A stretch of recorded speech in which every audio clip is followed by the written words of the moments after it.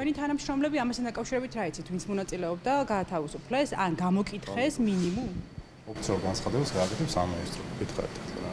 ჩვენ არ ვართ უფლებამოსილი პირები, რომელიც ამ განცხადებას გააკეთებს. სკანდალში გახვეული პოლიციის განყოფილების თანამშრომლები არ პასუხობენ პირველების შეკითხვას. Დააკითხა თუ არა ისინი სპეციალურმა საგამოძიებო სამსახურმა. გლდანი ნაძალადევის პოლიციის მერვე განყოფილება. სწორედ ის ადგილია, სადაც თბილისის მერიის თანამშრომლები საგამოძიებო მოქმედებებისთვის მიიყვანეს. ახალგაზრდა კაცი შენობაში საკუთარი ფეხით შევიდა. პოლიციიდან უგონო მდგომარეობაში მყოფი სასწრაფო სამედიცინო დახმარების მანქანამ კლინიკაში გადაიყვანა, სადაც ის გარდაიცვალა.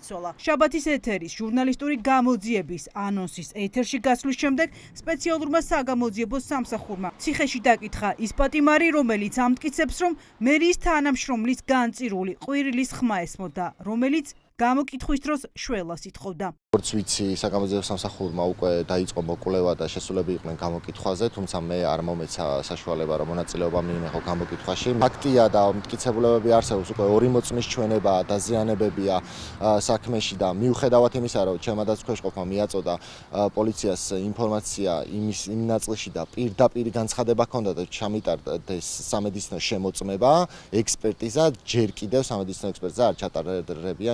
პოლიციის განყოფილებაში სავარაუდო წამების ფაქტებზე თბილისის მერიის დასუფთავების თანამშრომელი პირველად 10 ივნისს სასამართლო პროცესზე ალაპარაკდა. ირაკლი ტატუნაშვილმა მოსამართლეს დეტალურად მოუყვა, როგორ აწამეს სასტიკი მეთოდებით მისი კოლეგა პოლიციელებმა სასურველი ჩვენების გამოძალვის მიზნით. ბრალდებულმა განსაჯელი სკამიდან პოლიციელები მკვლელობაში ამხილა. თქვა, რომ მისი მეგობარი ცემით მიყენებული დაზიანებებით განყოფილებიდან კლინიკაში გადაიყვანეს, სადაც ის გარდაიცვალა. ჩემი მეგობრის არამის ყვირილი მომისმა. რაც მან ხმას ყოველთვის გავარჩევდი, იმიტომ რომ დიდი ხანია მე რას ვიცოდო მეგობრად. ცხონებულს. ყვირილი განწილული ხმა მისმოდა. ხმა რო გაჩერდა, შემდეგ დიდი ყვირილის შემდეგ ხმა რო გაჩერდა, სანათქნო დოზოში მოვიდა ასასად. და ბიჭი წაიყვანეს. გუშინ გავიგე ბიჭი გადაიცვალა.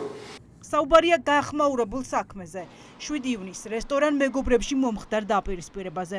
ჩხუბში მერიის დასუფთავების სამსახურის 5-მდე თანამშრომელი მონაწილეობს. რესტორნის ვიდეო სათვალთვალო კადრებში, რომელიც შაბათის გუნდმა მოიპოვა, ჩანს დაკითხვის შემდეგ გარდაცვლილი ალან ყაყიდაშვილი, ირაკლი ტატუნაშვილი და დასუფთავების სამსახურის კიდევ 2 თანამშრომელი. კადრები ხელჩართული ჩხუბის სრულ სურათს ასახავს. ვიდეო მასალით დგინდება, რომ პოლიციის განყოფილებაში საგამოძიებო მოქმედებების შემდეგ გარდაცვლილი ყაყიდაშვილი, რომელსაც ჩხუბის დროს სასიკვდილო დაზიანება არ მიუღია და ტერიტორიას საკუთარი ფეხით ტოვებს. ყველამ ძალიან კარგად დავინახეთ, თუნდაც გუშინეს სიუჟეტში, ჩხუბის თითოეული დეტალი თუ რა ვითარება შემოხდა, როგორ მოხდა და დიახ კადრები და რა ვითარებაში და როგორ ვითარება შემოხდა, ჩხუბი რა დაზიანებები მიიღო, მაგრამ ისიც ხომ ფაქტია და დადგენილია, რომ გარკვეულ შეწავლას და ზემოქმედებას პოლიციის განყოფილებაშიც ჰქონდა ადგილი თავად თანამშრომლების მიერ. იმას, რომ ახალგაზრდა კაცი პოლიციელებს სავარაუდო დაკითხვის დროს შემოაკვდათ, ამტკიცებს კიდევ ერთი მოწმე. გარდაცვლილთან დაპირისპირებაში მყოფი ბრალდებული სმო უსოიანი, რომელიც იგივე განყოფილებაში ეკითხებოდა და ესმოდა, როგორ იყენებდნენ წამების ყველა მეთოდს პოლიციელებით დაკავებულზე. ვინაიდან იგი ცალკე ოთახში იმყოფებოდა, მასაც უნდა ხოლმე ხმები განძღვის ხმამაღალი შეურაცხყოფელი სიტყვები ესმოდა, მაგრამ ვინ ამბობდა ამ სიტყვებს და ვინ ილანძღებოდა იგივე ვერ ამბობს ამას. თუმცა აგრესიულ საუბრებს და ზეწოლას, როგორც მორალურ ასევე ფიზიკურ ზეწოლას, იგი ადასტურებს, რომ ამ ხმაური ესმოდა ამ თემასთან დაკავშირებით რა. რომ ქონდა ადგილი ნამდვილად. უსოიანი გლდანის ციხეში ცემის მუხლით წინასწარ პატიმრობაშია.